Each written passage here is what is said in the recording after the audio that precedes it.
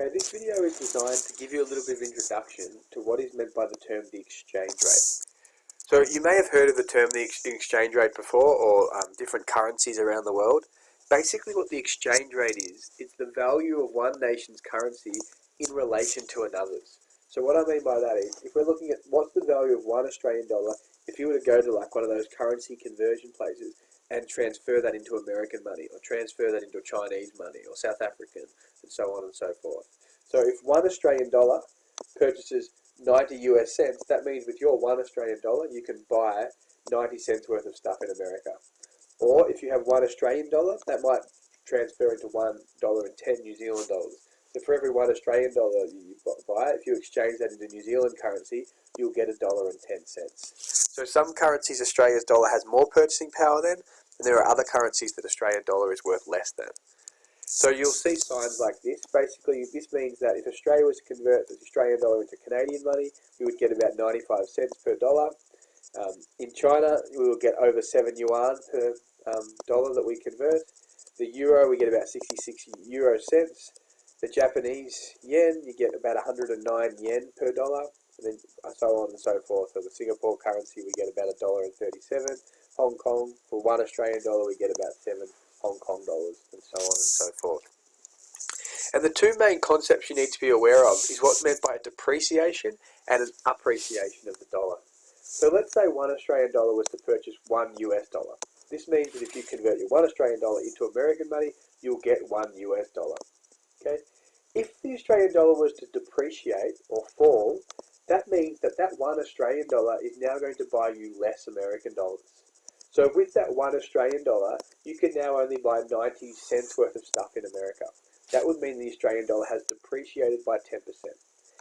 Okay, and that basically means that if you want to buy an item from the USA, if that item costs $1,000 in the US, it's going to cost you more in Australian dollars. Because the one Australian dollar doesn't buy you quite one American dollar, you have to provide more than 1,000 Australian dollars to buy that item that's worth 1,000. So if the Australian dollar depreciates, it will now cost you $1,111 to buy that item from overseas.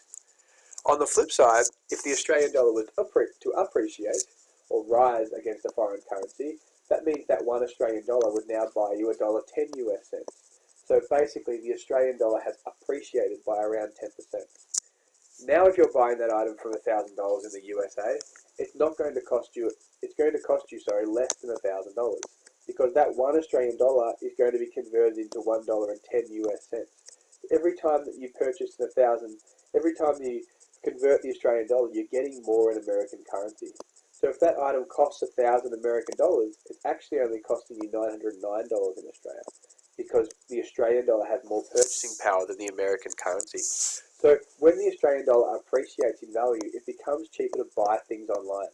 It becomes cheaper for Australians to buy products from overseas. It becomes cheaper for Australians to travel overseas. Because if you transfer your money into foreign currency, you're going to get more money now. So we want the Australian dollar to be as high as possible when we're travelling overseas or when we're purchasing things online. Okay, so when we're measuring the exchange rate, when the Australian dollar appreciates, Australians have more purchasing power to buy foreign products. But foreigners have less purchasing power to buy Australian products. So, for example, if a lawnmower costs $100 in Australia, okay, if it's one Australian dollar is one American dollar, then it costs $100 in American currency as well. But if the Australian dollar now buys $1.10 US, that means on the flip side that $1 US is only buying 91 cents Australian. So you would do $1 divided by $1.10. So that American currency does not have as much buying power in Australia. So if they want to purchase that $100 lawnmower, it now costs them $100 in US dollars. So while the Australian company still only gets $100, it costs the American $110 to buy the product. And the problem with that is, if the Australian dollar appreciates in value or goes up like it has in this example, it costs foreigners too much to buy Australian products. So it can be really bad for Australians that are trying to export goods, because the foreign countries don't have as much purchasing power, they're less likely to buy our products. If the Australian dollar had depreciated, the lawnmower would have been cheaper for Americans and they would be more likely to buy Australian goods.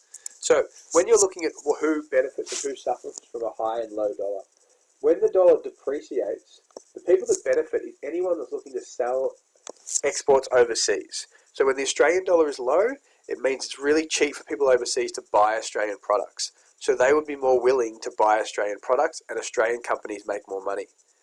Another people that benefit from a low Australian dollar is what we call import competing businesses. So what I mean by that is, if let's say you're selling products, let's say you're selling DVDs, and you're selling Australian-made DVDs, and you're competing against a foreign product.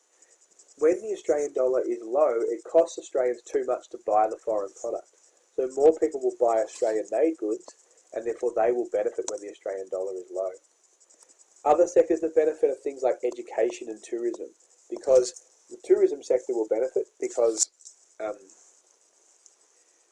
people want to come on holidays to Australia. It'll be cheaper for people to travel to Australia because their purchasing power, dollar will have more purchasing power, or their currency will have more purchasing power, and Australians won't want to travel overseas because it will cost them too much money. Who suffers from a lower dollar? Anyone that's looking to import products from overseas. So any company that's trying to import products will have to pay more for those products, or any Australians looking to go overseas or buy foreign products will pay more. So exporters will benefit, but people trying to buy things from overseas will suffer because it will cost them more. And who benefits from a higher Australian dollar? Businesses that are importing products from overseas. So like if I'm importing TVs from overseas and then trying to sell them to Australians, it'll be now cheaper for me to import those TVs and I'll make more money. So if I'm getting those TVs from like China, then it'll cost me less to buy those products. Australian citizens who purchase products or travel overseas will also benefit from a high dollar because our Australian dollar will have more purchasing power and they can buy more products. In terms of who suffers from a high Australian dollar, any Australian businesses that are trying to sell things overseas will suffer because people won't want to buy our products. So manufacturing businesses, our car companies suffer because Australian cars become too expensive for people overseas. Exporting businesses suffer because people don't want to buy our products because they're too expensive. And so do the education and tourism sectors. We'll talk about import competing businesses more in class. So have a go at activity 3 with this information, see how many you can do, and we'll go through them together in class.